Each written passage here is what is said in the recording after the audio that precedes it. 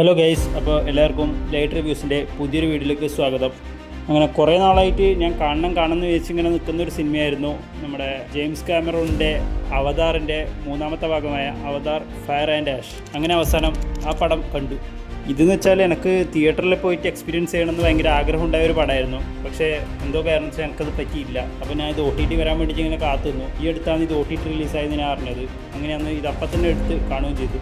അപ്പോൾ ഈ സിനിമ കണ്ടതിൽ വെച്ചിട്ട് എൻ്റെ അഭിപ്രായം എന്താണെന്ന് വെച്ചാൽ എനിക്ക് ഈ സിനിമ നല്ല രീതിയിൽ തന്നെ ഇഷ്ടപ്പെട്ടിട്ടുണ്ട്. കാരണം എന്താ വെച്ചാൽ എനിക്ക് ഇതിൻ്റെ അവതാറിൻ്റെ ആദ്യത്തെ പാർട്ട് നല്ല രീതിയിൽ ഇഷ്ടപ്പെട്ടു. ഞാൻ ഭയങ്കര ഒരു ഫാനായിരുന്നു ഇതിൻ്റെ ആദ്യത്തെ പാർട്ടിൻ്റെ. പക്ഷേ ഇതിൻ്റെ രണ്ടാമത്തെ പാർട്ടായ അവതാർ വേ ഓഫ് വാട്ടർ എന്ന് പറഞ്ഞ സിനിമ എനിക്ക് അത്ര അങ്ങോട്ട് ഇഷ്ടപ്പെട്ടിട്ടുള്ള ഒരു സിനിമയല്ല. ഞാനത് തിയേറ്ററിൽ പോയി എക്സ്പീരിയൻസ് ചെയ്തിട്ടുണ്ടെങ്കിലും എനിക്കതിൽ ഞാൻ അത്ര സാറ്റിസ്ഫൈഡ് ആയിരുന്നില്ല ആ മൂവിയിൽ. കാരണം അവതാർ ഫസ്റ്റ് പാർട്ടിനെ അപേക്ഷിച്ച് നോക്കുമ്പോൾ ആ മൂവി എന്നെ അത്ര അധികം സാറ്റിസ്ഫൈ ചെയ്തില്ല എന്ന് വേണം പറയാം. എന്നാൽ നേരെ മറിച്ച് ഈ സിനിമയിലേക്ക് നോക്കുകയാണെങ്കിൽ ഇത് ആ രണ്ടാമത്തെ പാർട്ട് വെച്ച് നോക്കുമ്പോൾ അതിനേക്കാൾ വളരെയധികം ബെറ്റർ ആയിട്ടാണ് എനിക്ക് ഫീൽ ചെയ്തിട്ടുള്ളത്. അതിപ്പോൾ ഇതിൻ്റെ VFXൻ്റെ കാര്യമായാലും ഇതിൻ്റെ സ്റ്റോറി ടെല്ലിങ്ങിൻ്റെ ആയാലും എങ്ങനെ പോയാലും ഇത് രണ്ടാമത്തെ പാർട്ടിനെക്കാട്ടും എനിക്ക് നല്ല രീതിയിൽ തന്നെ ഇഷ്ടപ്പെട്ടു. ഇതിൻ്റെ സ്റ്റോറിയിലേക്ക് നമ്മൾ നോക്കുകയാണെങ്കിൽ അവതാറിൻ്റെ ആദ്യത്തെ പാർട്ട് കണ്ടവർക്ക് എല്ലാവർക്കും തന്നെ അറിയായിരിക്കും ഇതിൻ്റെ സ്റ്റോറി എങ്ങനെയാണെന്ന്. കാരണം മനുഷ്യന്മാരും നാവികളും തമ്മിലുള്ള യുദ്ധം തന്നെയാണ് ഇതിൽ കാണിക്കുന്നത്. ഇവരെല്ലാവരും മനുഷ്യന്മാർ പാൻഡോറിലേക്ക് പോകുന്നതും നാവികളുമായിട്ട് യുദ്ധം ചെയ്യുന്നതും ഒക്കെ തന്നെയാണ് ഇതിലും കാണിക്കുന്നത്.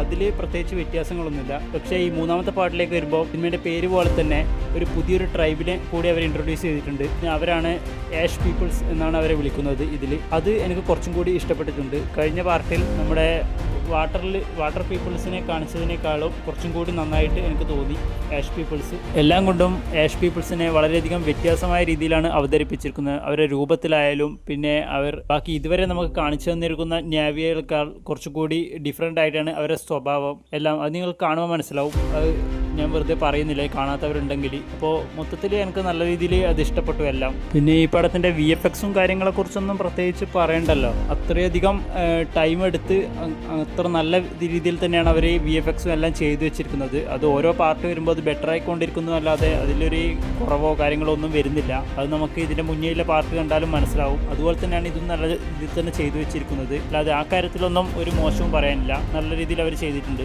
ഇപ്പോൾ ഞാൻ ഈ സിനിമ കണ്ടത് ലാപ്ടോപ്പിലാണ്. അപ്പോൾ എനിക്ക് നല്ല രീതിയിൽ തന്നെ നല്ല കളറും എല്ലാം കൂടി നല്ല രീതിയിൽ ഇഷ്ടപ്പെട്ടു. എനിക്കങ്ങനെ മോശമായിട്ടൊന്നും തോന്നിയില്ല. എനിക്ക് നല്ല രീതിയിൽ തന്നെ ഒരു എക്സ്പീരിയൻസ് ചെയ്യാൻ പറ്റിയിട്ടുണ്ട്. പിന്നെ എനിക്ക് തോന്നുന്നു കുറച്ച് പേരെങ്കിലും ഇതിൽ ഒരു ഡ്രോബാക്ക് ആയിട്ട് പറയാനുള്ള കാര്യം എന്താണെന്ന് വെച്ചാൽ ഇതിൻ്റെ റൺ ടൈം ആയിരിക്കും. അറൗണ്ട് 3 മണിക്കൂറിൽ കൂടുതൽ ഇതിൻ്റെ റൺ ടൈം ഉണ്ട്. 3.5 മണിക്കൂറോ അങ്ങനെ ഉണ്ട്. അപ്പോൾ അതായിരിക്കും കുറച്ച് പേർക്കെങ്കിലും ഇത് ഒരു ലാഗ് അടിപ്പിക്കുന്ന രീതിയിൽ തോന്നാൻ ചാൻസ് ഉണ്ട്. പക്ഷേ എനിക്കിത് അങ്ങനെയൊന്നും തോന്നിയിട്ടൊന്നുമില്ല. എനിക്കിത് ഭയങ്കര എൻഗേജിങ് ആയിട്ട് തന്നെ പോയി. കാരണം എനിക്കിങ്ങനെ സ്ലോ പേസിൽ പോകുന്ന മൂവീസ് കുറച്ച് ഇഷ്ടമാണ്. ഞാൻ ഇങ്ങനത്തെ എല്ലാം കാണുന്നതാണ്. അതുകൊണ്ട് എനിക്ക് അത്ര ഇത് തോന്നിയിട്ടില്ല. ചിലർക്ക് അത് തോന്നാൻ ചാൻസ് ഉണ്ട്. കുറച്ച് ലേഖടിപ്പിക്കുന്നതും ചിലർക്ക് തോന്നാനുള്ള ഒരു കാര്യം മാത്രമാണ് ഒരു ഡ്രോബാക്ക് ആയിട്ട് പറയാൻ ചാൻസ്. എല്ലാവരും നിങ്ങളിതിൻ്റെ മുന്നത്തെ പാട്ടുകളൊക്കെ കണ്ടവരാണെങ്കിൽ നിങ്ങൾ ഈ പാട്ടും കൂടി ഒന്ന് കണ്ടു നോക്കുക. ഇതിപ്പോൾ OTTയിൽ അവൈലബിൾ ആണ്. നിങ്ങളൊന്ന് എടുത്ത് കണ്ടു നോക്കുക. ഇനി നിങ്ങൾക്ക് ഈ സിനിമ ഓൾറെഡി കണ്ടവരാണെങ്കിൽ നിങ്ങൾ അഭിപ്രായം ഒന്ന് താഴെ കമൻറ്റ് ചെയ്യുക. അതുപോലെ തന്നെ നിങ്ങൾക്ക് ഈ സിനിമ ഇഷ്ടപ്പെട്ടിട്ടുണ്ടെങ്കിൽ എന്തുകൊണ്ട് ഇഷ്ടപ്പെട്ടില്ല അതും കൂടി ഒന്ന് താഴെ കമൻറ്റ് ചെയ്യുക.